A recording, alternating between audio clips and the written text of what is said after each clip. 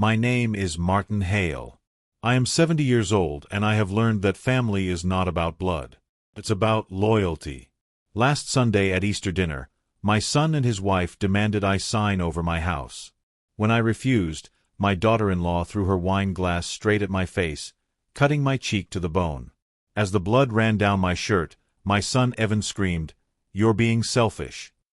I just smiled, drove myself to the ER, and texted my lawyer. Phase 1 is complete. What they didn't know is that the entire attack was caught on camera, and I had been waiting for them to make this mistake for 6 months. Before I tell you how I set the trap, like this video, subscribe to the channel and let me know in the comments where you are watching my story from. The trap was truly set last Wednesday. I was in my home office, not tending to roses like my neighbors imagined, but reviewing quarterly reports from an offshore trust. The phone rang, and my son Evan's name lit up on the screen. I put the call on speaker and kept working. "Dad." "Hey, Dad." His voice was thin, wrapped in that familiar strain, the kind a man gets when desperation is closing in.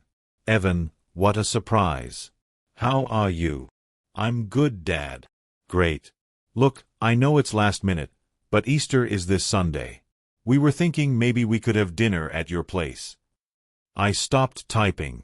I leaned back in my leather chair and stared at the phone. My house. Of all places, he wanted to come to my house. My daughter-in-law, Lena, couldn't stand the place. She called it a relic, a gloomy old mausoleum. She'd only been here twice in the past year, and both times she behaved like she was allergic to antique furniture. This wasn't an invitation. It was a maneuver. "That sounds fine, son. But why the sudden interest in my old mausoleum?" He let out a nervous laugh, high-pitched and shaky. "Oh, come on, Dad. It's Easter. We just want to spend it with you. And well, Lena's parents are in town, Samuel Grant and Denise Grant. They'd love to see you too." And there it was, the rest of the equation. The sharks circling. Samuel and Denise, two people who had perfected living comfortably on other people's wallets. I knew for a fact they had just filed a fraudulent bankruptcy in Florida. My son Evan is a good man deep down, or at least he used to be. But he's weak. He's easily pressured, and right now he's in serious trouble. I know this because I am not just some retired old man. I spent 40 years as a senior financial crimes investigator for one of the largest corporate security firms on the planet. I don't just see people, I see patterns. And Evan's pattern over the last 6 months was a spiraling, frantic decline. I knew he was drowning in over $250,000 of gambling debt. I knew Lena was spending money she didn't have, likely taken from her employer, and I knew they saw me as their solution, their easy escape. "Dad, you still there?" I smiled. "Of course, son, that sounds wonderful. I'd love to host everyone. My home is your home, you know that." "Great, Dad. Thanks. We'll see you Sunday around 6. He hung up and the silence in my office grew heavy. I looked at a photo on my desk. My late wife, Clara. "They're coming for the house, Clara," I whispered. "And I'm going to be ready." The trap was officially baited. I immediately picked up my secure line and called my attorney. Daniel Price answered on the first ring. "Daniel, it's Martin." "I was wondering when you'd call," he replied, static crackling. "The Easter invitation." "You're getting good, Daniel. Sunday at 6, my house. They're bringing the in-laws." Daniel sighed. "Martin, are you absolutely sure you want to go through with this? We can shut them down now. We already have proof of Lena's embezzlement. We have the documentation of Evan's debts." "No," I said firmly. "It's not enough. If I cut them off now, they'll play the victims. They'll tell everyone I'm a cold, heartless old man abandoning his family. No. I need them to show me who they truly are. I need them to make the first move. A move so blatant, so obvious that no one can defend them." In 4 decades of investigations, I'd learned one thing. Criminals, especially the desperate ones, always push too far. "The Clara Foster Trust is secured, right?" I asked. "Locked down tighter than Fort Knox," Daniel assured me. They can't touch a cent of your real assets. As far as they know, all you've got is this house and your pension. Good. And the surveillance? The pinhole cameras in the living room, dining room, and office, active. All on. The microphones are live. Everything's being uploaded to a secure cloud server exactly as you requested. I leaned back. What they don't know, Daniel, is that I already solved Evan's biggest problem. I already paid off his $250,000 marker with that loan shark in Miami. Daniel sucked in a sharp breath. Martin, you did what? Went to Farano. A month ago. I paid it quietly and gave Evan a clean slate. I wanted to see what he'd do. Would he come to me, admit everything, and ask for help rebuilding his life? Or would he treat it like a lucky break and sink deeper into greed? And now he's coming for your house, Daniel finished, his voice grim. Now he's coming for the house, I confirmed. He didn't just fail the test, Daniel. He's trying to burn the whole school down. For the next 3 days, I played the part of the cheerful, slightly forgetful grandfather. I went to the store and bought a large turkey, potatoes, and ingredients for Clara's famous apple pie. I even called Lena to ask what wine her parents preferred, knowing very well they adored anything pricey and free. "Oh, Martin, that's so sweet," she cooed over the phone. "Don't worry about it. We'll bring the wine. We want this to be a perfect evening." I could hear the real meaning under her words. Our perfect evening. Our new beginning. In my house. Sunday arrived. The house was quiet. I had spent the morning in Clara's garden. At 5 o'clock, I checked the systems again. All cameras green. All microphones active. I placed the silver pen in my shirt pocket. It wasn't just a pen, it was a high-fidelity audio recorder. At exactly 6, their car pulled into the driveway. A brand-new BMW I knew they couldn't afford. I shuffled to the door, wearing my best confused old man expression. I opened the door with a wide, welcoming smile. "Evan, Lena, you're here." And there they were behind them, Samuel and Denise.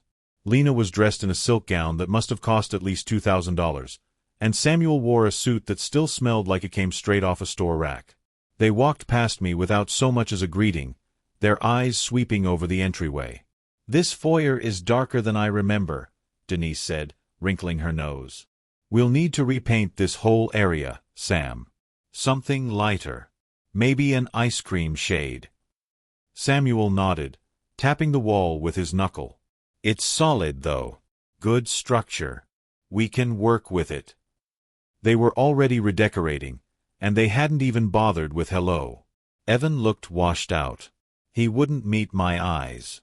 "Hey, Dad. Thanks for having us." "Nonsense, son. Come in," I said, shuffling along behind them. Lena went straight to the hallway bookshelf, the one filled with Clara's collection of classic novels.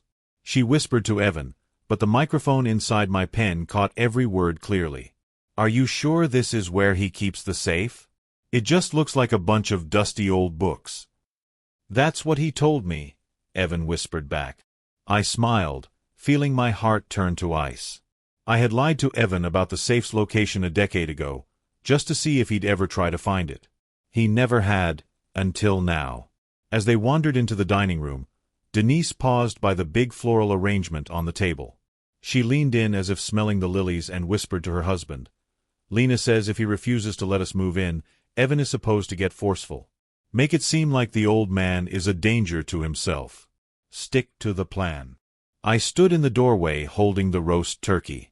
"Dinner is served," I said cheerfully. "Let's begin." We gathered at the dining table, the same one my late wife Clara and I bought at a flea market 40 years earlier, the one we sanded and refinished in our garage. Tonight, it was covered in her best china, reserved only for special occasions. Lena lifted her heavy silver fork. "Martin, this turkey is lovely, so traditional." I knew exactly what she meant. Traditional. Simple. Unimaginative. Peasant food. I had spent the entire morning preparing it, basting it, making sure it was perfect. Beside her, Her father Samuel swirled the wine in his glass, the expensive Cabernet Lena had insisted on bringing. "Nice aroma," he declared, as if delivering a verdict. "A bit tannic for my taste, but acceptable. Quite acceptable." I smiled, playing the fool. "Oh, I don't know much about that, Sam. I just know what tastes good." They exchanged that look, the one that said, "He's simple. He's harmless. Good." That was exactly the role I wanted. The pinhole camera in the corner of the dining room kept recording, and the high-fidelity microphone in my shirt pocket picked up every syllable. Denise, Lena's mother, set down her fork after a single dainty bite. Her cool, assessing eyes drifted around the room. "Martin," she began, her voice dripping with syrupy concern, "this house truly is lovely." "Thank you, Denise. Clara and I put a lot into it over the years. But it's just so much space for one man," she continued, gesturing vaguely upward. "All these empty rooms, the maintenance. It must be such a strain on you living here alone." There it was, the first probe. Not direct, but a test. Was I tired? Was I weak? Was I looking for an escape? I let out a gentle, weary sigh. "Oh, I manage. A little dusting here and there. It keeps me active." I didn't mention the professional cleaning crew that came every Tuesday, paid by the private trust my family knew nothing about. Lena saw her opening and dove in. She put her hand over her mother's, the picture of a devoted daughter. "Mom's just worried about you, Martin. We all are, especially after everything she and Dad just went through." I turned to her, feigning confusion. "Oh, is everything all right?" Her face tightened into a mask of carefully rehearsed sorrow. "It's just, they had awful luck in Florida. The business, well, they lost everything." Bad luck. That's what she called it. I had read my private investigator's report 3 days earlier. The legal term was fraudulent bankruptcy.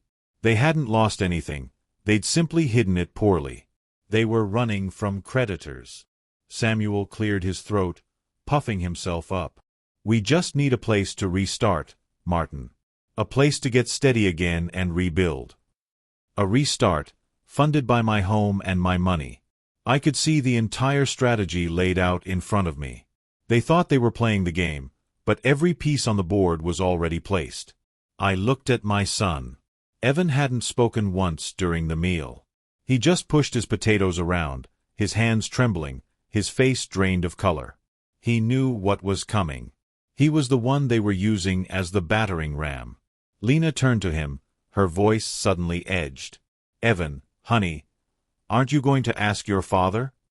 Evan swallowed hard. He put his fork down. He still couldn't look at me. He stared at the gravy boat like it was a lifeline. "Dad," he started, barely audible. "Dad, about what we were talking about. Well, Sam and Denise, they need a place to stay for a little while. And since you have all this room..." I waited. I didn't help him. I let him twist in the silence, his unease thickening the air. "We were hoping," he finally managed, voice cracking, "that they could move in here. Just temporarily, Dad. Just until they get back on their feet." Temporarily. The word cowards used to sleep at night. He still wouldn't meet my eyes. I let the silence stretch thin, pretending to be the confused old man processing such a sudden request. I let the word hang in the air. "Move in?" I asked, making my voice tremble just enough. "Here?" Samuel and Denise. Lena couldn't contain herself. She slammed her palm onto the table, making the silverware bounce. "No, Evan, stop sugarcoating it. We talked about this." She turned toward me, the fake sympathy gone from her face, replaced by hard impatience and cold efficiency. "Martin, they're moving in permanently." The room fell silent. The only sound was the ticking of the grandfather clock in the hallway, the one Clara had inherited from her mother. "Permanently." Evan flinched as if she'd struck him. Denise and Samuel simply stared at me, their expressions tight and expectant. The masks had dropped. This was the demand. I don't understand," I stammered, performing the role perfectly. Permanently. Yes, Lena snapped. It makes complete sense. They're family. And frankly, you shouldn't be living alone in this big house. It's not safe. You're 70. You forget things. You could fall. What if something happened and no one found you for days? There it was, the groundwork for incompetence. Exactly what Daniel and I had predicted. She was laying the foundation for the story. So, she went on, taking a soft breath, Evan and I have decided that all of us are going to move in. Samuel and Denise will take the 2 guest rooms upstairs, and Evan and I will move into the master suite with you. My blood ran cold. The master suite. Clara's room. The room no one had slept in since she passed. The room that still held the faint scent of her lavender perfume. It's for the best, Lena said, her voice easing into a twisted version of kindness. That way we can manage things for you. I looked at her carefully. Manage things. Yes, she said, waving her hand as though the details were boring. The bills, the investments, the house upkeep. You're getting older, Martin. You shouldn't have to worry about finances anymore. And there it was, the kill shot. The final piece of their pathetic, obvious scheme. Manage your finances. They weren't just after the house. They were after my signature, my accounts, my identity, my entire life.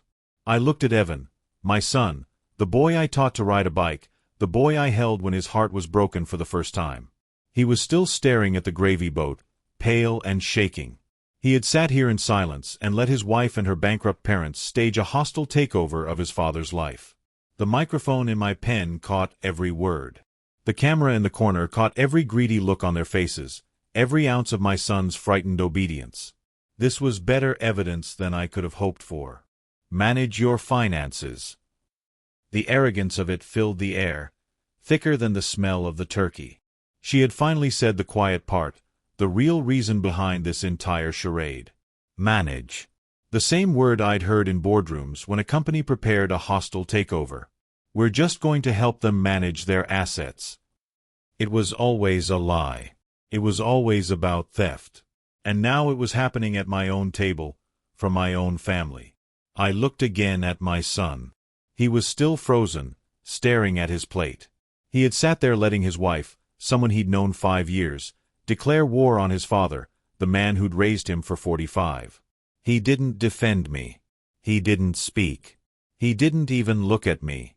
He had become part of their scheme. I thought of Clara. I thought of the life we had built over 50 years. I thought of her in the garden, her hands in the soil. I thought of her laughing in the very chair Lena was sitting in now. This house wasn't just walls and beams. It was a legacy. It was all I had left of her. And they wanted to take it. They wanted to sleep in her bed. And they wanted to use my money to do it. A cold, precise rage settled over me. Not the heated rage of an argument, but the sharp, controlled anger of an investigator who has found the final missing piece. The camera recorded.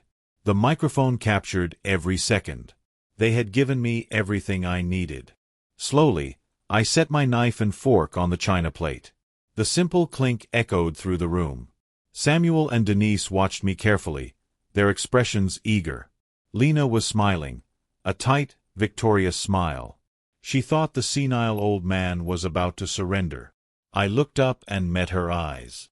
I let the confused old man act fall away. I let her see the real man, the one who negotiated million-dollar deals and dismantled fraud rings. No, I said. The word wasn't loud. It didn't need to be. It was solid, final, granite. Lena's smile didn't just fade, it froze, then cracked. What did you say? Samuel and Denise glanced at each other, uncertain. Evan finally looked up from his plate, panic widening his eyes. I said no, I repeated, my voice calm and cold as January air. This is my house. This is Clara's house. Your parents, Lena, are not moving in here. You are not moving in here. And you will certainly not be managing my finances. For a moment, The room went utterly silent. Lena's mind was racing. I could see it. This wasn't how the script was supposed to go. The old man was supposed to crumble. He was supposed to plead, to bargain, to be grateful for the help they were pretending to offer. And Evan was the first to crack. He shot up from his chair so quickly it nearly toppled over. His face, pale with cowardice moments earlier, now flushed a blotchy red from shame and anger. "You're being selfish," he shouted. The accusation hit harder than any wine glass ever could. Selfish? Me, the man who quietly paid off his $250,000 gambling debt last month. The man who funded his failed startup 5 years ago with a $100,000 loan I never expected back. The man who raised him, fed him, clothed him, and gave him a life he was now trying to burn to the ground. I was the one being selfish. Before I could speak, Lena was on her feet too. Her face twisted into a mask of pure, unfiltered rage, the pleasant daughter-in-law persona gone. This was the real woman, the predator. "Selfish!" she shrieked, her voice bouncing off the dining room walls. "You're sitting in this museum alone. You have 3 empty bedrooms upstairs. 3. You use 1. "Those rooms are not empty," I said sharply, matching her rising tone. "One belonged to my son, the son I used to know. And the other 2, I pointed upward, belong to my wife. They are her rooms, her sewing room and her library. They are filled with her, and you will never set foot in them." "We are his family now," Denise cut in from the table. "You owe him this. We need a place to live." "Then you should have thought of that before committing fraud in Florida," I replied flatly. Her face drained of color. She hadn't expected me to know. How dare you?" Samuel sputtered, rising from his chair. "Sit down, Sam," I ordered. He did, proving what I already knew. Bullies fold. I pushed back my own chair and stood, placing my napkin on the table with care. I was finished. The experiment had run its course. The trap had fully closed. "This dinner is over," I said, my voice leaving no opening for argument. "All of you need to leave my home. Now." Evan stared at me, desperation in his eyes. "Dad, please, wait. You don't understand. I need this. You have to help us." "Help you?" I asked quietly. "Help you steal my home? Help you get me committed to a nursing facility? Your next step? Help you forge documents to declare me incompetent?" I paused. "I know the plan, Evan. I've known for 6 months. His face collapsed. Color drained completely. He knew. He knew that I knew. But Lena wasn't finished. She was cornered now, and cornered predators are the most dangerous. "You can't prove any of that, you old fool," she screamed. "It's your word against ours. Who will they believe? A loving family or a confused, selfish, senile old man who's a danger to himself?" "We'll see," I said, turning my back on all of them. "This conversation is over." I took 1 step toward the kitchen to call the police. I never made it to a second. Behind me, I heard Evan's gasp. I heard the scrape of a chair. And then Lena's final, guttural scream. "You can't turn your back on me." I turned just in time to see the crystal wine glass, filled with dark Cabernet, flying straight at my face. The earlier version of the moment replayed, the deliberate turn, the symbolic ending of the conversation. My plan had been simple. Dial 911 and have them removed legally. Clean and controlled. But her rage arrived first. The sound she made wasn't human. It was raw, animalistic fury. "You can't turn your back on me," she shrieked. Evan's terrified whisper followed it. "Lena, no." I turned, not fast enough to dodge, but fast enough to witness it clearly. The crystal glass, her father's pride minutes earlier, was clutched in her hand. The Cabernet, dark as blood, swirled violently inside. Her face twisted with hatred, almost unrecognizable. She wasn't the polished manipulator she pretended to be. She was feral. "You old fool!" she screamed again. And then she threw it. Her arm snapped forward and the glass launched across the 10 feet between us. I watched it spin end over end, the red wine catching the chandelier's light. And in that fraction of a second, I made my choice. I could have moved. I might be 70, but I'm not slow. I saw it clearly. I could have dodged, lifted an arm, stepped aside. But I didn't. I stood perfectly still. I needed this. I wanted this. Their plan relied on painting me as senile, confused, unreliable, a frail old man with muddled stories against a caring family. But this was not a story. This was evidence. This was assault. This was the final nail. The glass struck my face with a wet, stunning impact. It wasn't the wine that hurt, it was the shattering. The crystal cracked against my right cheekbone in a burst of pain like a dozen hornets. My glasses, the thin wire-rimmed pair Clara had chosen, were ripped from my face. I saw them fly off, heard them clatter to the floor. Then came the rush. The cold wine splashed across my face, stinging my eyes, soaking my shirt. And immediately afterward, the warmth, the sudden hot flood of blood. The broken rim of the glass, the base perhaps, had sliced deep across my cheekbone just beneath my eye. It wasn't a scratch. It was a cut, a deep one. I felt the blood, warm and heavy, rising fast and sliding down my face into my mustache before dripping onto my collar. The room went completely still, almost unnaturally quiet. The only sound was the steady drip, drip, drip of my blood hitting the polished hardwood floor. I didn't move. I didn't even blink. I just stared at them. Lena stood frozen, her arms still half lifted, her mouth forming a perfect O of shock. She hadn't expected to actually strike me. Or maybe she hadn't expected me to let her. She was horrified, not by the act itself, but by the realization that she had lost control entirely. Her parents, Samuel and Denise, were motionless. They didn't rush forward. They didn't shout or panic. They simply watched.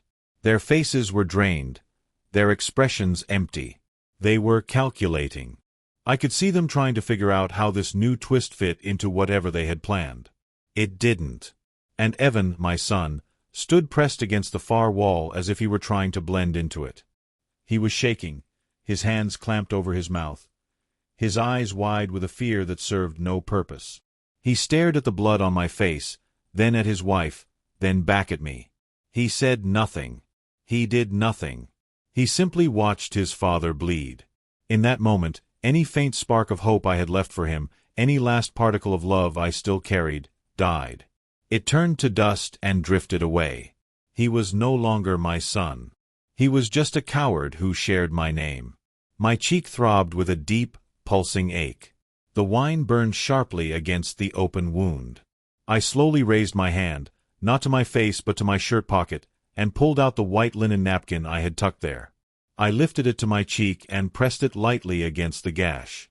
The fabric turned dark crimson almost instantly. I kept it there, then looked straight into Lena's terrified eyes and smiled. It wasn't wide. Just a small pull at the corners of my mouth. But it was the most unnerving smile I had ever given. It was the smile of a predator watching its prey impale itself in a moment of blind panic. Lena's face collapsed in on itself. The color vanished. She finally understood. She didn't know how she had lost, but she knew the game had ended. I let the silence stretch for one more heartbeat, letting the image sink in. The old man bleeding, smiling. Then I spoke. My voice was calm and even, steady as a metronome. Not a hint of fear or pain. "Thank you, Lena," I said, my voice slicing through the silence. "You just finished this for me." Her knees weakened. She grabbed the back of a chair to keep herself upright. What does that mean?" I didn't respond. I turned my attention to my son, still pinned to the wall. "Evan," I said. He flinched like the sound had struck him. "I hope this was worth it." I walked past the shattered glass and the spreading pools of wine and moved to the small table near the entryway. I picked up my car keys. Evan's voice finally cracked out, thin and trembling. "Dad, wait. Where are you going?" We can We can clean this up. We can talk. I opened the front door. The cool night air felt good against my face.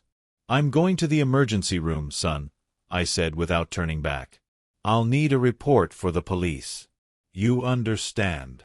I stepped out onto the porch. But you can't, Lena screamed from the dining room, her voice wild. You can't. We'll say you fell. We'll say you're unstable. I paused at the top of the steps and looked back through the open doorway. They were huddled together now, a small cluster of beaten pretenders. You can say anything you like, I called to them. But the cameras in that dining room don't lie. And they've been recording this entire lovely Easter dinner.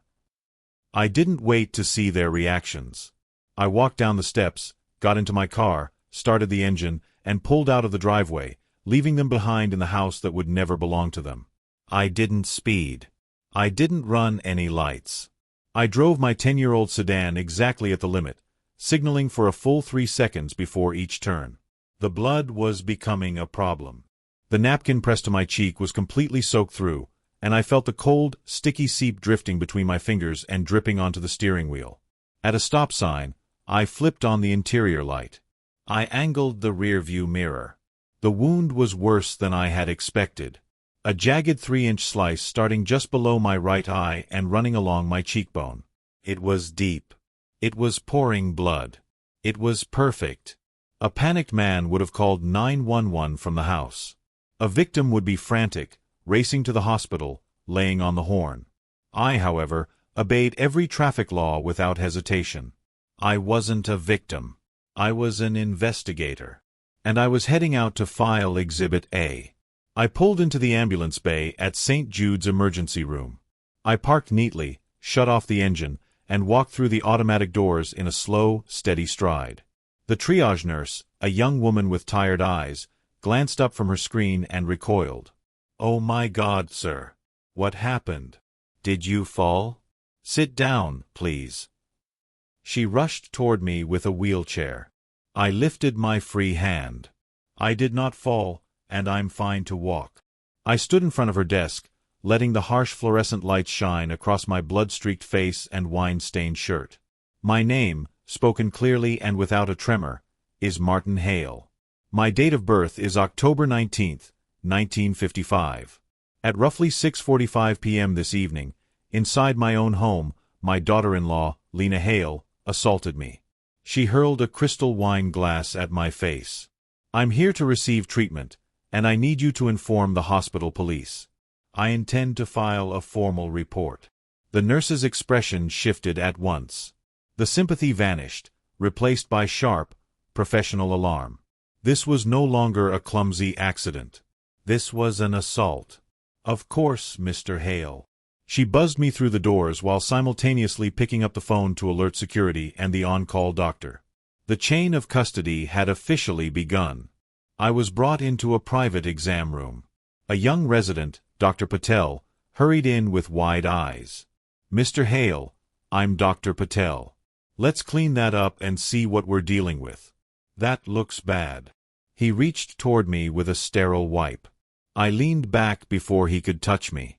"Before you proceed, doctor." He froze, caught off guard. "Sir, you're bleeding heavily. I know that. But before you clean, stitch, or treat anything, I need photographs, high-resolution ones. I need the wound documented exactly as it is. I also need photos of my shirt. I was told the police are on their way." Dr. Patel glanced at the nurse, who gave a confirming nod. He understood immediately. "Right. Protocol. This is an assault case." He turned to the nurse. "Bring the kit. Document the wound, angle, depth, any glass fragments. And get photos of his shirt for the splatter pattern." For 5 minutes, I sat beneath the harsh overhead light while she took pictures. Flash, flash, flash. Each burst of light was another lock snapping shut on the cage I was constructing around Lena. This was the evidence that couldn't be twisted. This was what no high-priced attorney could soothe away. A photograph of a 70-year-old man in his own home, bleeding from a gash across his face. They thought I was losing my mind. They thought I was frail. They thought they had already won. They forgot what I had done for 40 years. I didn't just balance books. I hunted predators, the kind wearing tailored suits, sinking companies, and, sometimes, sharing your bloodline. When the photographs were done, the doctor finally began cleaning the wound. The antiseptic burned, a sharp cleansing sting. "This is deep," he murmured while probing the cut. "It's gone right down to the bone. You're lucky it missed your eye. You'll need at least 4 stitches." "4 is fine," I said. "I don't need it to look pretty." As he worked, threading the needle, my thoughts drifted to my son, Evan. My useless, trembling son. He had stood against the wall, watching his wife attack his father, and did nothing. This wasn't just about the house. I had known for half a year where all this was heading. I had watched their finances. I saw the $20,000 in credit card charges from Lena. I saw the wire transfers from Evan's account to an offshore gambling site. I knew he owed $250,000. I knew his loan shark, Rico, was running out of patience. And I knew that just last month, Lena had met with a lawyer specializing in elder care cases, specifically competency evaluations. They weren't just trying to get money. They were planning to take everything. They were preparing to have me declared mentally unfit so they could seize my assets and lock me away. Tonight's attack wasn't part of their plan. It was a mistake, an explosive, reckless mistake born from pure anger. Lena had lost control. And in doing so, she handed me the one thing I couldn't create on my own, undeniable proof that they weren't loving caregivers. They were dangerous. They were violent. "All right," Dr. Patel said as he cut the final thread. "That should hold. 4 stitches, just like you asked." "Thank you, doctor. Now I need 2 things from you." He was rapping my cheek. "What do you need?" "First, I need a complete, detailed copy of my medical report. I want the time of my arrival recorded. I want my exact statement regarding my daughter-in-law included. And I want your professional assessment that the injury is consistent with being struck by a shattering glass object at high speed." Dr. Patel nodded slowly. "I can do that. It'll all be in the chart. And the second thing, I need an itemized bill for this entire visit." The nurse looked up from her screen. "Sir, Medicare and your supplemental insurance will cover." "I'm not using insurance," I said plainly.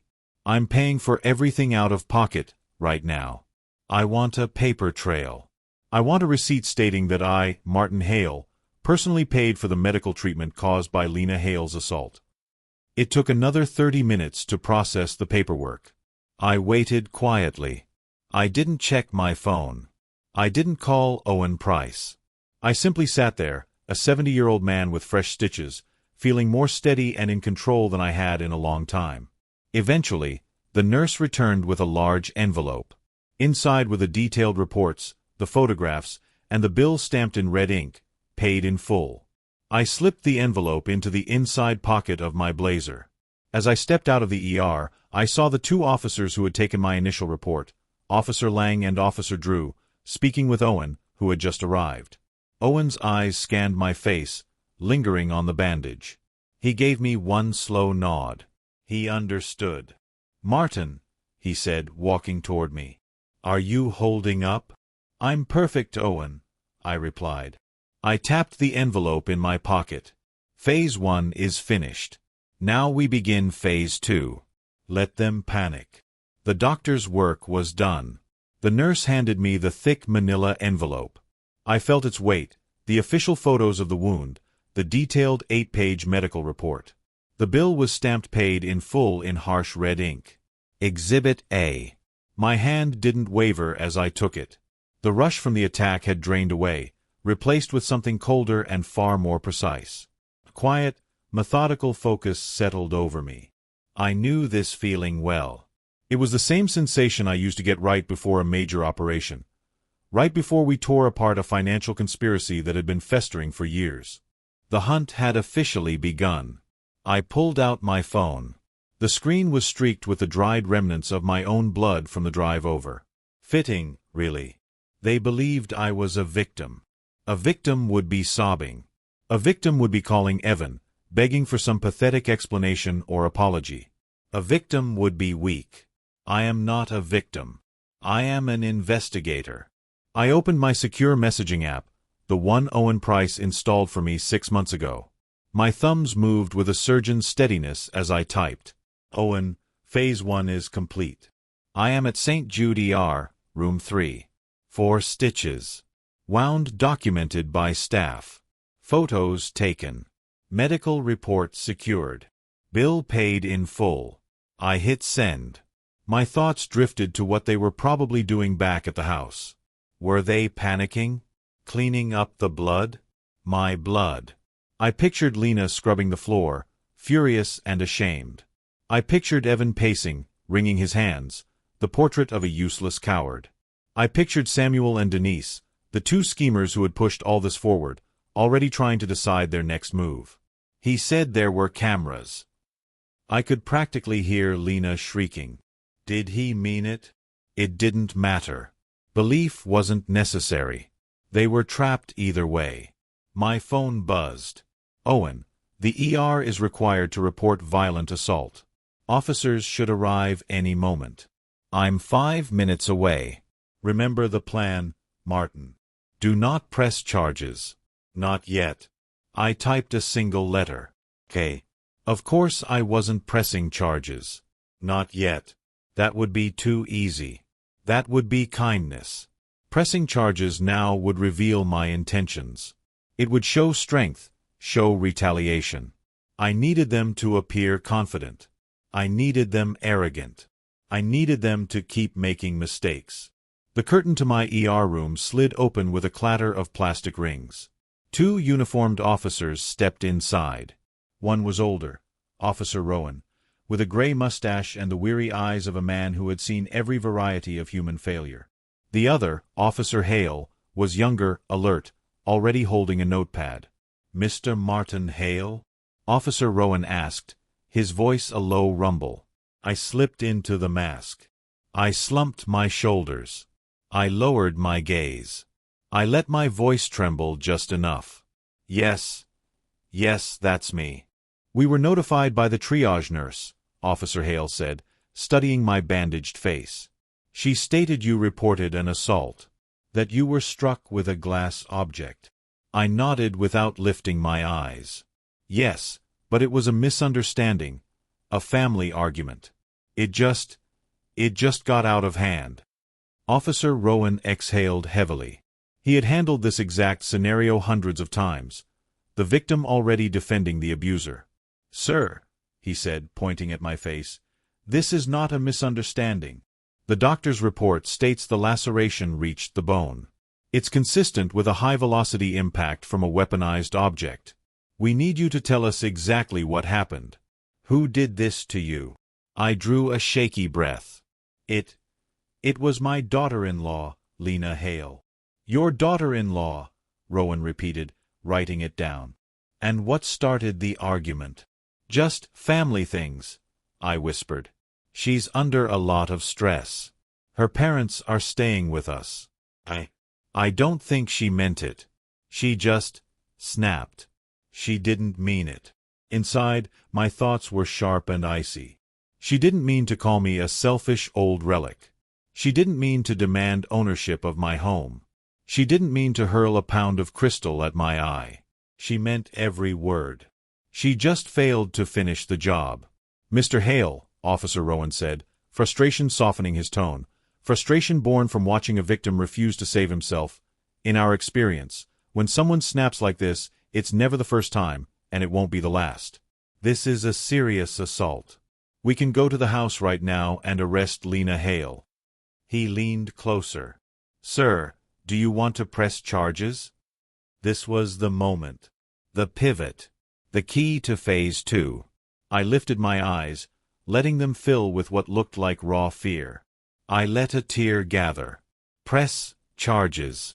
I whispered, as if the idea barely made sense.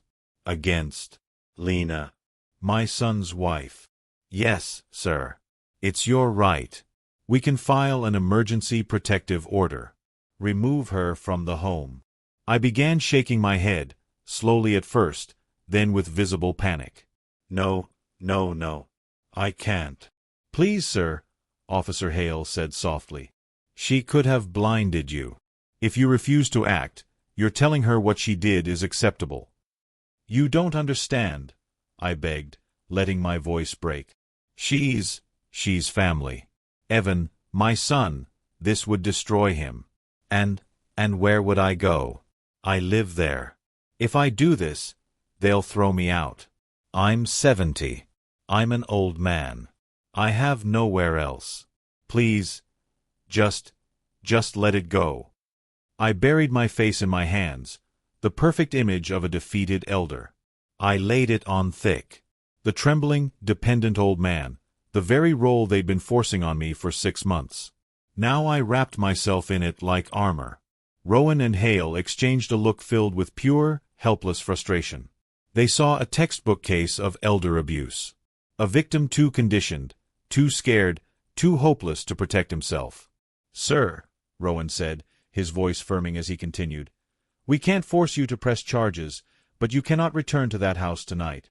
It isn't a safe place for you. Do you have a friend, a relative, anyone who can take you in?" Before I could get a word out, another voice cut cleanly through the room. "He does." Marcus Lee stepped inside. He wasn't dressed like a showy attorney. He was dressed like my attorney. A classic 3-piece wool suit, a restrained tie, and a briefcase that probably cost more than my car. He carried that kind of quiet authority that makes officers straighten their posture. "Officers, thank you for your time. I'm Marcus Lee, Mr. Hale's legal counsel." Hale and Rowan subtly tightened up. This was no longer just a messy household dispute. Marcus walked over and set a steadying hand on my shoulder. I kept my head bowed, still playing my role. "Martin, are you holding up?"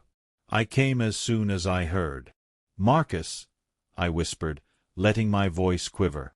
They want me to have Lena arrested." "I can't." "Marcus, I just can't. It's family. She's Evan's wife." Marcus rubbed my back gently. "It's all right, Martin. You're shaken. You don't have to make any decisions tonight." He faced the officers, his tone sharpening into professional precision. "Officers, my client is clearly traumatized and not in a condition to make prosecutorial decisions. And as you said, he is not safe returning to his home. He will be staying with me at an undisclosed location until we sort this out. I will handle all communication moving forward." Officer Hale gave a relieved nod, happy to hand this tangle to a high-priced lawyer. "Very well, counselor. That's a reasonable arrangement." He handed me a pamphlet. "Sir, these are resources for victims of domestic violence. Please, for your own safety, read through it. People like this, once they cross a line, they don't stop. They escalate." "Thank you, officer," I murmured, my hand trembling as I accepted the pamphlet. "Thank you for being so kind." They stepped out. The moment the curtain slid shut, every last tremor vanished. My back straightened. I wiped the fake tears away and lifted my eyes to Marcus. The fragile old man was gone. Martin Hale, the investigator, had returned. "Did they buy it?" I asked, my voice cool and even. Marcus allowed himself a thin, satisfied smile. "Completely. They see you as a terrified old man too scared to push back." "Perfect," I said. I rose, buttoning my blazer, the manila envelope tucked under my arm. "By now," I added, glancing at my watch, "Officer Hale has likely called the house. He'll tell them I'm not pressing charges. He'll tell them I'm shaken and staying with a friend." Marcus nodded as he picked up my overnight bag. "Lena will think she's won. She'll think you're weak. She'll think she slipped free. She'll think the confused old man is running scared," I corrected him. "And when people like her feel victorious, they get careless. They get arrogant." I walked toward the exit, the bandage on my cheek tugging with each step. "Let's get to the penthouse, Marcus. It's time to listen in on their panic. Phase 2 begins now." The automatic doors of St. Jude's emergency room slid shut behind us. The night air hit my face with a sharp chill that made the stitches along my cheek throb. Hale and Rowan were getting into their cruiser, heading straight to my house, exactly as planned. They would see the shattered glass. They would find a frantic Lena and a bewildered Evan telling them whatever lie they had rehearsed about me being unstable and confused. And the officers would believe it. They would interpret the visit as validation of their story, not a warning. Marcus opened the passenger door of his black Mercedes. It wasn't ostentatious, but it was a six-figure tank of quiet power. I slid inside, the door sealing shut with a deep, commanding thud. "They bought every bit of it, Martin," Marcus said as he settled into the driver's seat and pulled away. His voice was back to its crisp legal tone. "Of course they did," I said. I unbuttoned my blazer and set Exhibit A across my lap. It's the exact pattern they're trained to expect, a frightened old man completely dependent on the very people abusing him. They see it daily. I just gave them the perfect version of it. "Your act was convincing," Marcus noted. The trembling hands, the tear. Honestly, I almost believed it. "It wasn't entirely acting," I admitted, touching the bandage. The numbness was fading, replaced by a deep ache. But it was necessary. You and I both know how these cases play out. If I had pressed charges, it would have been reduced to a petty domestic spat, he said, she said. A misdemeanor at best. Lena would walk away with a fine or mandatory counseling. Marcus kept his focus on the road. And they would have flipped it on you. They would claim you provoked her, that you're unstable, volatile, aggressive. The report you filed tonight would have been ammunition for their competency claim. Exactly, I growled. They've been assembling that narrative. This was never about a couple of empty rooms. It wasn't about holiday dinners. This has always been about money. It's always about money. I turned toward him as we drove through the quiet streets. They had a plan, 3 stages. I've watched them build it for half a year. Marcus said nothing, letting me lay it all out. He knew most of it already, but he needed to hear the full analysis. Step 1, I said, raising a finger, was isolation. They've been at it for a year, insinuating my friends were a bad influence, losing messages, cutting off contact. Tonight, they tried to plant Lena's parents as permanent, round-the-clock monitors in my house. Step 2 was setting up the incompetency claim. Lena met with that bargain bin attorney, Dr. Mercer, the one who thrives on geriatric evaluations. They were building their paper trail. The sudden fall, the confusion, the forgetfulness. And tonight's police visit? They wanted it to be the cornerstone of that narrative. And step 3, Marcus finished. They wanted to seize everything. Once I was labeled incompetent, they would gain power of attorney, sell my house, and empty every account tied to my name. Every account they knew existed, I corrected him quietly. That amounted to nothing more than the house and my modest pension fund. They weren't masterminds. They were amateurs, greedy, reckless, and cornered. Evan guided the Mercedes onto the freeway, the engine purring as the city blurred past. How cornered, Martin? You saw the numbers. I didn't just see them. I had memorized every one. My son, Evan, owed $250,000 to a loan shark in Miami. Not the kind who sends polite letters. Evan had been drowning in gambling for a year, and the deadline was next Friday. And then there was my daughter-in-law. Lena is worse, I said. She isn't just fragile like Evan. She's poisonous. She had been siphoning money from her employer, $50,000 in the last quarter alone. The audit was scheduled for next week. She knew she was about to be exposed, and she was young enough and ruthless enough to claw her way out of her mess by any means available. Evan let out a low whistle. So, it's not just greed anymore. No, I answered. It's survival. They aren't chasing wealth. They're running from prison or broken bones. This was why cutting them off weeks ago had never been an option. Desperate people don't retreat when denied. They escalate. If I had simply refused their demands tonight, what would have followed? A sudden house fire. A fatal tumble down the stairs. A tragic accident that would neatly solve all their problems. I tapped the envelope resting on my lap. Tonight, Lena had lost her grip. She had escalated in the most reckless, public, and easily provable manner possible. She hadn't just lashed out, she handed me the leverage I needed to end this properly, on my terms. She thinks I'm a disoriented old man who ran off to hide at a friend's house, I said. She imagined I was curled up in one of Marcus's guest rooms, sobbing into a cup of tea. She thought she still had time, that she would wake up in the morning, call Dr. Harlan, and use my supposed instability to fast-track their plan to have me committed. Evan smirked.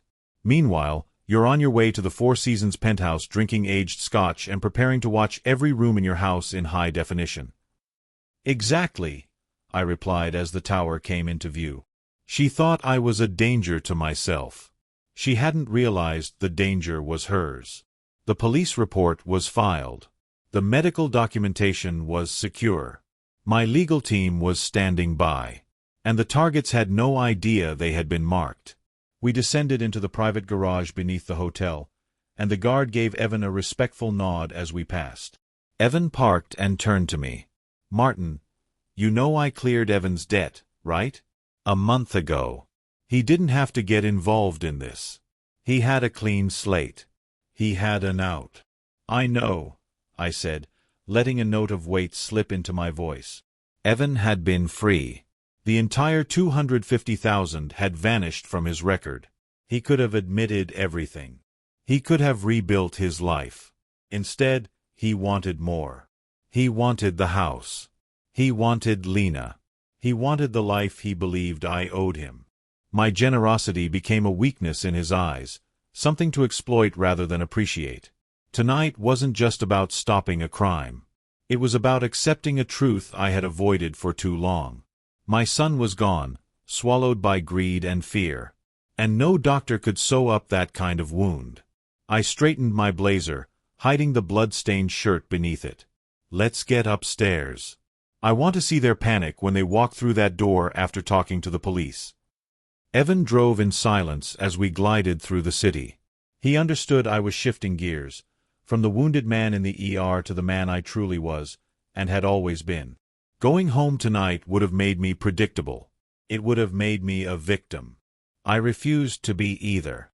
20 minutes later, we entered the private elevator leading to the penthouse suite reserved for Marcus's high-profile clients who needed absolute privacy. The doors opened to sweeping windows, dark wood, and the glittering city spread out below us. It was the kind of place Lena and Evan fantasized about, the kind of place they thought they deserved. And it had been my covert office for 6 months. Evan poured 2 glasses of scotch and handed one to me. Phase 2, he said, lifting his glass. To Phase 2, I answered. The burn barely registered. I walked to the desk and picked up the cell phone Evan and Lena knew I used. 14 missed calls, all from Evan. I shut the phone off with a simple click. The senile old man had vanished. The line was cut. They were left alone with the consequences. Then I reached for another device, a secure satellite phone, and dialed. Activate the house feeds. A massive screen on the wall lit up, dividing into 6 live camera angles. The dining room, living room, front porch, upstairs hall, my office, and more. The dining room was a disaster zone. Blood, my blood, streaked the hardwood. Crystal shards glittered across the floor. Lena was pacing frantically, hands tearing through her hair, her expensive dress stained with blood and wine. He said cameras, she screamed. Her voice echoed through the speakers with perfect clarity. Where are the cameras, Evan? Did you see any cameras? Evan sat slumped at the table, holding his head as though it might split. I don't know. I don't know. Maybe he was bluffing. Old people bluff. Samuel Romano's furious voice cut through the chaos. He's at the ER, you idiot. He's talking to the police right now. You assaulted him, you impulsive little fool. Lena rounded on him like a wild animal. You were the one pushing this. Get the house, Lena. Get the money. Both of you shut up. Clara Romano shrieked. Someone's coming. I watched calmly as headlights swept across the living room window, illuminating their panic in stark, unforgiving light. A police patrol car. Right on cue. I took a sip of my scotch. "Showtime," I muttered. We watched as Evan and Lena scrambled to pull themselves together. Lena wiped her face, trying to look like a distressed, tearful wife. Evan rushed to the door. The porch camera displayed Officers Riley and Chen, the same two I'd spoken to earlier. "Mr. Martin Hale," Riley said. "Yes, officer." "Thank God you're here," Evan replied, his voice trembling in a pathetic whine. "It's my father. We're so worried. We've already seen your father, sir, at the hospital. He's being treated for a deep facial cut." I watched Lena step in behind Evan, her eyes red, her hands clasped tightly. "Oh, thank heavens he's safe. Did he tell you what happened?" "He fell. He tripped on the rug. He was holding his wine glass and he fell right on it." The lie was so obvious, so neatly delivered, I had to give her credit. "Ma'am," Officer Riley said flatly, "that's not what he told us. He said you threw the glass at him." Lena burst into perfectly staged tears. What? How could he say that?" "Officer, please, you have to understand. He's sick. He's been so confused lately. He's 70 years old. He forgets things. He gets angry. He says things that don't make sense. We've been trying to get him help." Evan jumped in, nodding hard. "It's true, officer. He's been paranoid. He's a danger to himself. We're his only family, and we're just trying to take care of him. We would never, ever hurt him." I glanced at Ben. He was smiling. "And there it is, Martin," Ben said quietly. "They just lied to 2 police officers. That's a false report on record, and the police body cam caught their entire plan." On the screen, Officer Riley looked doubtful but restrained, just a patrolman.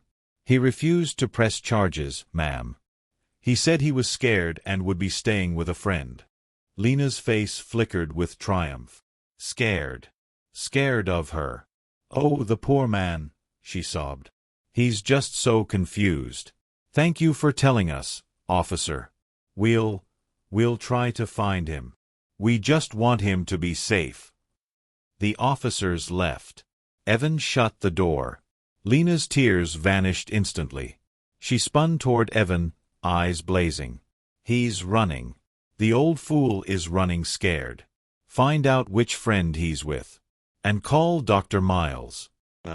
We're moving up the timeline." I settled into the deep leather armchair, the penthouse quiet around me, the glass of 12-year Scotch cool in my hand. Across the room, the 60-inch screen glowed, split into 6 feeds, crisp high-definition views of the battleground I had escaped. The audio from the dining room mic was so clear I could hear the ice melting in the glasses they'd left behind. Ben Carter had just walked out, satisfied with how the night had gone. Phase 1 was done. Now came the watching. On the monitor, I saw the blue and red patrol lights sweep past my living room windows, then fade as Officers Riley and Chen drove off. The moment my front door clicked shut, the silence in that house shattered. Lena, who had looked like a fragile, tearful victim for the police, morphed instantly. The pale, angelic face she'd shown them twisted into something cold and reptilian. I watched her whirl around and shove Evan hard into the wall. "He called the cops," she hissed, her voice low and vicious. "He called the cops on me. He's not scared. He's not confused. He's fighting back."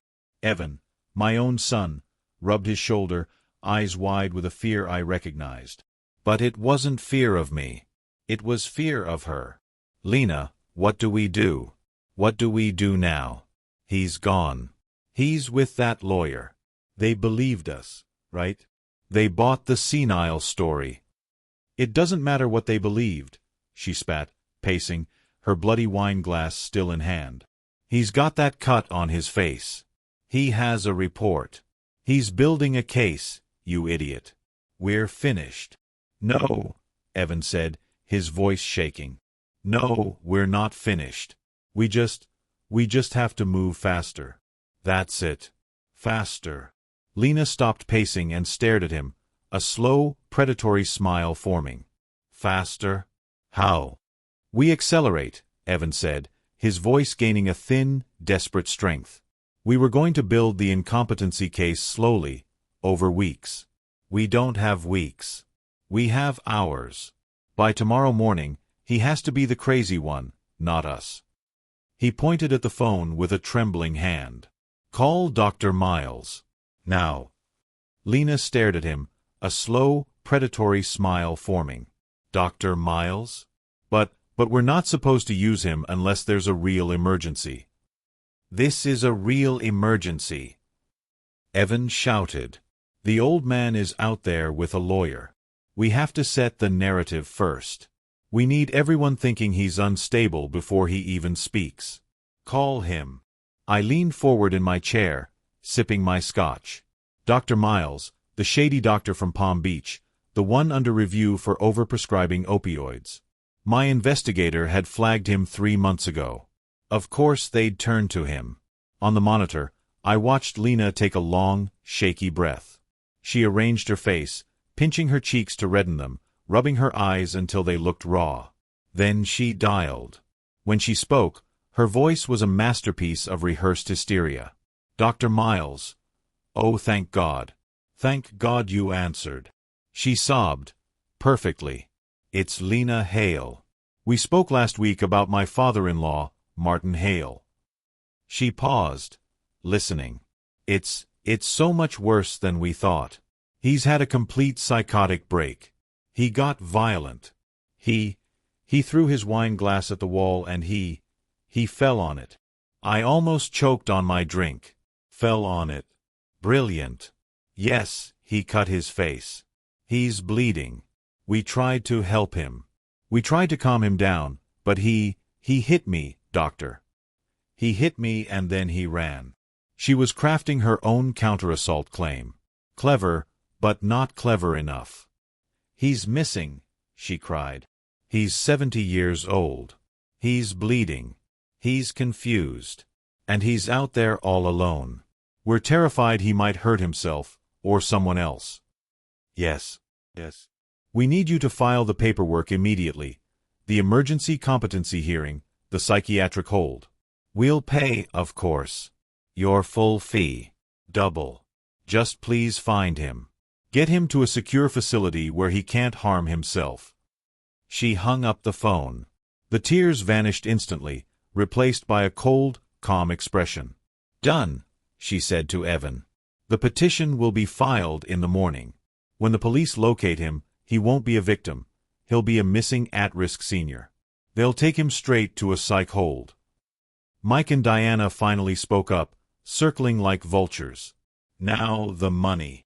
Lena didn't miss a beat. Call the bank. Freeze his accounts. Tell them he's missing, mentally unstable, being manipulated. We can't let him spend our money. Our money. Evan obeyed, trembling, dialing the number I'd once given him for his college allowance, the decoy account. My father, Martin Hale, he's had a breakdown. Freeze his accounts. Then confusion flickered across his face. What do you mean you can't discuss it with me? Another pause. His color drained. No, he is missing. I'm telling you, he froze. A trust.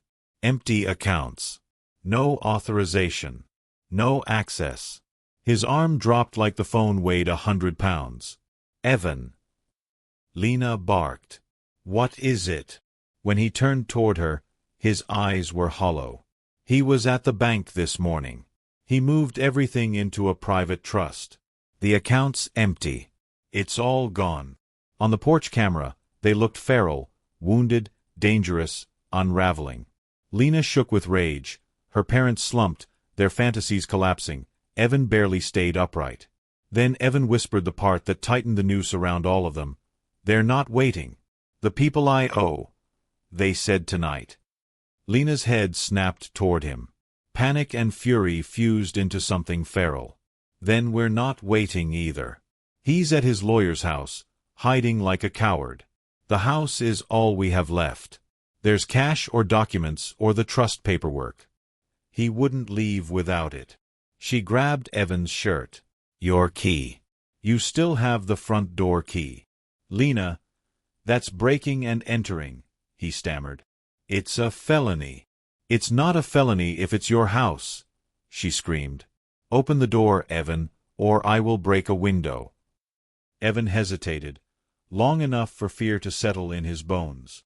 Then, slowly, with shaking hands, he reached for the key. I sat back in the penthouse leather chair, scotch in hand, and watched my son make his final choice. Evan trembled in the doorway of the home he grew up in, the same home where his mother died. Slowly, he pulled out the old key. I had never changed the locks. Lena whispered, triumphant, he's stupid. He's senile. He ran away. Oh, Lena. I hadn't changed the locks because I wanted her to come back. Assault could be debated. But breaking and entering with intent to steal? That was a clean, airtight felony. On the foyer camera, Evan fumbled with the deadbolt, 3 failed tries before the click. Then the door swung open, and they spilled inside like looters in a storm. They paused only a second, breathless, before Lena snapped into command. Evan, living room. Check behind paintings, under rugs. Dad, Mom, upstairs. Everything. Especially the master bedroom. That's where he kept the good stuff. Emily's room. My wife's sanctuary. My blood ran cold. On the hallway feed, I watched Mike and Diana shove open the bedroom door and flick on the light. Diana went straight to Emily's wardrobe, ripping open the doors, pulling out the sweaters Emily's sister folded after the funeral. She sniffed them with disgust and threw them on the floor. Nothing. Just old lady clothes. Mike tore through the nightstand, Emily's reading glasses, her poetry book, even a dried rose, dumped onto the carpet like trash. Just junk, he grunted. Lena's voice shrieked from below.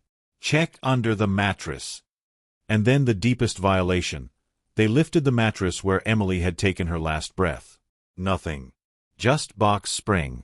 Room by room they tore through my life. Evan's room, the sewing room, overturning bins of fabric and thread. Animals. Every second recorded, streamed to Ben Carter. In the bunker's darkness, I watched the monitors. Diana pocketing my grandmother's pearls.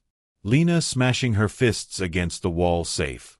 And I knew this was the moment everything would finally snap. Think, Evan. Think, she shrieked, her voice tinny through the microphone. What's the code? His anniversary. June 21st. Beep, beep, beep. The red light blinked, access denied. Evan hovered behind her, wringing his hands, the picture of useless cowardice. I don't know, Lena. I don't know. Try his birthday. October 19th. Beep, beep, beep. Access denied. You useless idiot, she screamed. She was crying now, not from sadness, but from pure greedy frustration. It's all in there and we can't get it. He won. The old fool won. I glanced at Ben Carter beside me. Next to him stood 2 men in suits, Detective Miller and Detective Sanchez. They had waited with me the past 20 minutes, watching this entire break-in unfold. I think, I whispered to Miller, we've established intent. Miller gave a grim nod. I leaned toward the broadcast microphone on the console. It was time. I pressed the button, and my voice, calm and amplified, filled the office just outside our hidden door. It's Emily's birthday, Lena. Lena froze. Her head snapped up. Evan stopped breathing. The code is 0814. August 14th, the day you never cared to remember. A sound tore out of Lena, a high, animal scream of pure terror. She scrambled backward, tripping over the pile of first edition books she had thrown to the floor. Who's there? Who said that? Evan had gone white as paper. Dad, is that the intercom? He's watching us. From upstairs, Mike Russo bellowed, panicked. On camera 4, he stood frozen, his hand still inside Emily's armoire. He's in the walls. It's a trap. It was always a trap, Mike, I said, my voice booming through every room of the house. From the moment you accepted the invitation. What did you think this was? An inheritance. On the monitors, I watched them bolt. Mike and Diana stumbled down the stairs, shoving each other. Evan and Lena scrambled out of the office. They all collided in the foyer, a chaos of limbs clawing at the front door. Evan grabbed the deadbolt and twisted. It didn't move. He twisted again. Click, click, click. It's stuck, he yelled. It won't turn. It's not stuck, Evan. My voice echoed around them. It's a 1.5-inch steel bolt tied to the security system. It's a magnetic lock, and I just activated it. You're not going anywhere. They were sealed inside. My mice in my maze. I looked at Ben. I looked at the detectives. I nodded. Gentlemen, shall we? I pressed a button on the panel, and the mahogany bookcase slid open with a heavy hiss. The four of them were huddled by the front door like frightened animals, staring as the wall opened. I stepped out into the hallway first, light spilling around me. Ben Carter stepped beside me holding his briefcase. Detective Miller and Detective Sanchez followed, badges visible, hands resting calmly on their belts. "Hello, family," I said. Evan made a strangled sound. "Dad, you were here the whole time?" "The hotel." I let out a quiet laugh. "The Four Seasons?" "That was just a reservation, son, a breadcrumb for you to follow so you'd think I was running. You believed I'd hide." I stepped closer, and they recoiled. "I wasn't hiding, Evan. I was waiting. Waiting right here in Emily's reading room, the room you all assumed was just a closet. I needed you in this house. I needed you to cross that threshold willingly. I needed you to commit a felony. And you did, all of you, perfectly." Mike Russo puffed up his chest in a pathetic show of bravado. "Now hold on, we're family. We were worried. We came to check on you. We thought you were missing. Evan has a key. This is a misunderstanding." "A misunderstanding," Detective Miller repeated, voice like gravel. He stepped past me and held up a small evidence bag. "Is that what you call this?" "My colleague found this in your pocket, Mrs. Russo." Diana let out a small squeak, hands flying to her coat where Emily's pearl earrings had been. "You were worried," Miller continued. "So you decided to help yourself to the family heirlooms? And you, sir?" He turned to Mike. "Were you worried while you were prying the backs off the paintings in the master bedroom?" Ben Carter stepped forward holding a thick legal document. "Evan Foster. Lena Foster. Mike Russo. Diana Russo," he said, using the voice he reserved for depositions, the one that meant the fight was already finished. The voice that cut through the room carried the weight of inevitability. "You are all under arrest for felony breaking and entering, attempted grand larceny, and conspiracy to commit fraud." Lena shrieked. "Fraud? You can't prove." "Lena." My tone stopped her cold. "We have 6 months of audio of you plotting to have me declared incompetent. Your calls to Dr. Miles for a fake medical certification. Your $50,000 embezzlement. Evan's gambling debt. Every lie documented." Ben stepped forward. "And Lena Foster, one more charge, assault with a deadly weapon." I lifted my hand to the dark stitches on my cheek. "Plus filing a false police report." Her face collapsed as she realized she'd never held any power. The trap had been set long before she ever stepped into my home. Detective Miller remained calm as he drew out the cuffs. "Evan Foster, you're under arrest." The sharp click of metal shattered my son. He didn't kneel, he crumpled. "No, please, you don't understand." His sobs were primal, desperate. Detective Sanchez cuffed Lena without looking at him. "You can explain downtown." Evan's voice cracked. "She made me. I didn't have a choice." "Everyone has a choice," Miller said. Then the dam burst. "I owe $250,000. They're from Miami. They'll kill me. I had until Friday. I had to get the money." Tears and snot streamed down his face as he looked up at Miller like a drowning man reaching for a rope. Please don't let them send me to jail. They'll find me. They'll kill me. Lena stared at him, stunned. Even her parents looked shaken. They understood what kind of men he meant. I finally breathed out, the soft sigh cutting through the chaos. No, Evan, I said quietly. They won't kill you. And that was the moment everything changed. Evan froze, eyes locking onto mine, trembling. What did you say? They're not going to kill you, I said. The men from Miami. Your $250,000 debt, it's gone. He stared, slack-mouthed, unable to process. Gone? What do you mean gone? I stepped closer, letting the truth hit. I paid it. All of it. Anonymously. A week ago. The color drained from his face. His body stopped. He knelt there, frozen, an empty shell. Even the detectives hesitated. This wasn't just another arrest. Lena gasped. You paid it. Yes, I said, never looking away. I've known about your debts, the embezzlement, your parents' fraud. I've known everything. Evan's eyes searched mine, desperate. But if you paid it, why this? I knelt to meet him at eye level.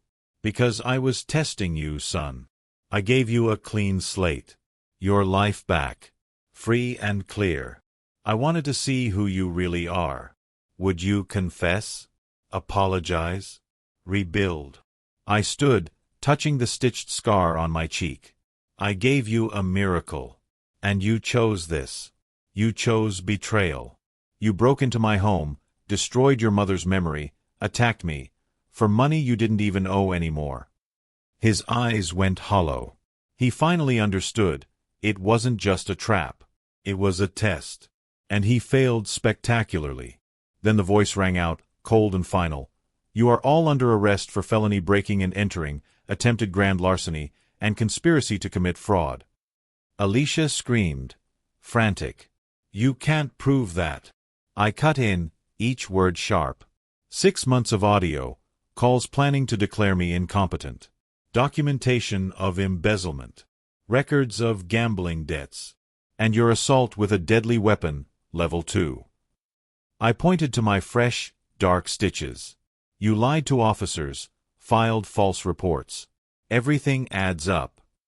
Her eyes widened as the world she built of lies crumbled. Powerless. Cornered. Exposed. For the first time, she understood she'd never held control. And the trap had just begun. Detective Miller didn't raise his voice. He simply lifted the cuffs. Jason Foster, you are under arrest. The metallic snap broke my son. His knees buckled and he collapsed, sobbing. No, please, you don't understand. Detective Sanchez cuffed Alicia without looking at him. You can explain downtown. Jason's panic spiraled into confession. I owe money, $250,000. They're not bankers. They're from Miami. They'll kill me. His voice cracked as he begged, tears streaming down his face. I had no choice. I had to get the money. Alicia froze mid-struggle. You what? Even her parents went pale. They knew the kind of men Jason meant. Jason stared up at Detective Miller like a drowning man begging for a rope. Please, you have to protect me. If I go to jail, they'll find me. I hadn't spoken. I simply watched my son unravel. When I finally sighed, he flinched. No, Jason, I said softly. They won't kill you. His head jerked up, terrified. What? Your debt is gone. Confusion twisted his features. What do you mean gone? I stepped closer. I paid it. All of it. Anonymously. A week ago. The color drained from his face as if someone had pulled the life out of him. Alicia gasped. The detectives stilled. Yes, I continued. I've known about the debt for months. I've known about your wife's embezzlement. Her parents' fraud. I knew everything. Jason shook, staring at me like he didn't recognize the man in front of him. If you paid it, why? Why this? I knelt so we were eye to eye.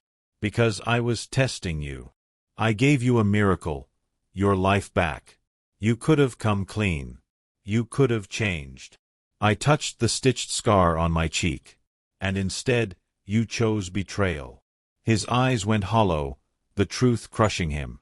He finally understood the real terror wasn't the men from Miami. It was the judgment he'd brought on himself. Alicia didn't scream.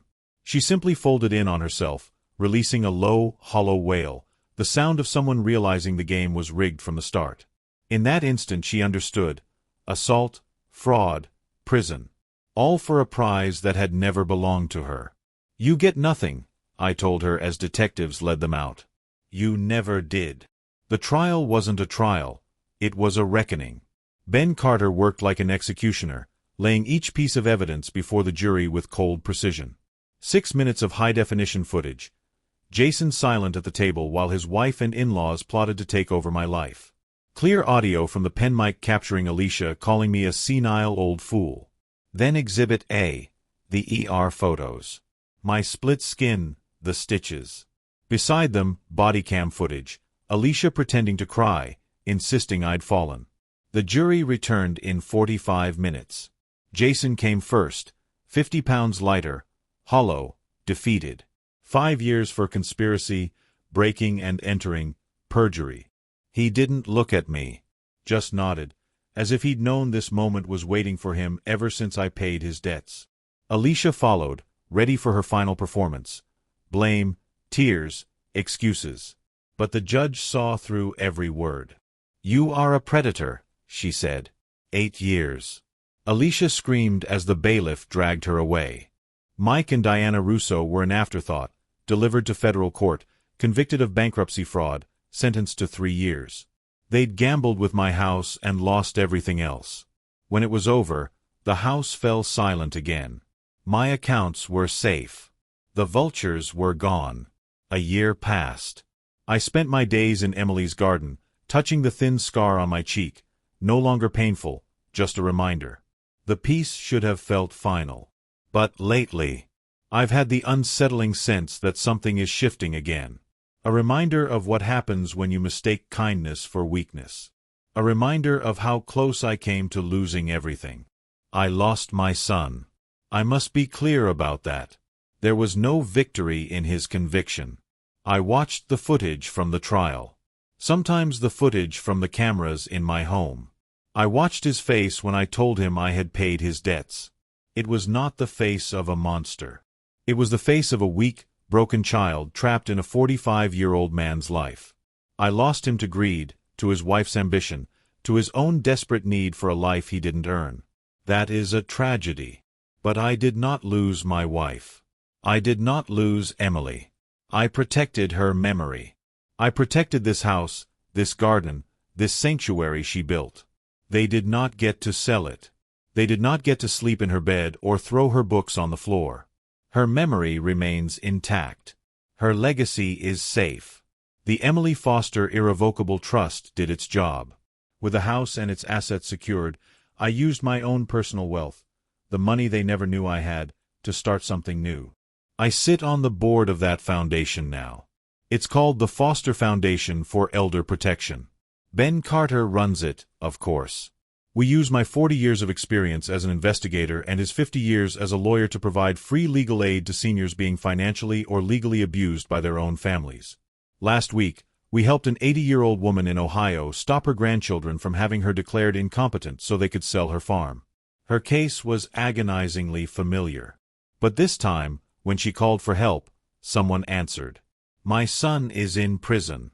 My daughter-in-law is in another. And finally, justice has a name. They are ghosts. But I am here, in Emily's garden. The work is done. Justice, in its own cold, imperfect way, has been served.